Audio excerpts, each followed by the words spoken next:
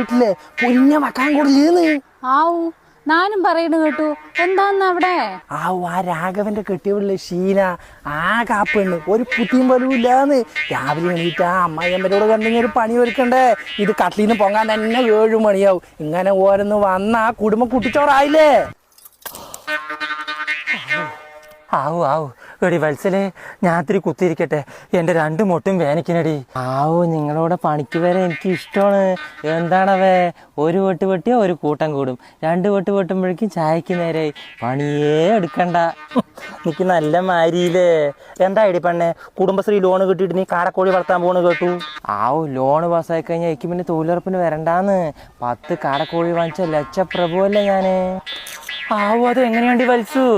എന്റെ വെള്ളക്കാശ് സ്ഥലം അപ്പൊ നിങ്ങൾ കേട്ടില്ലേ, 1000 കോഴിക്ക് 1/2 കാട മതിയെന്ന്.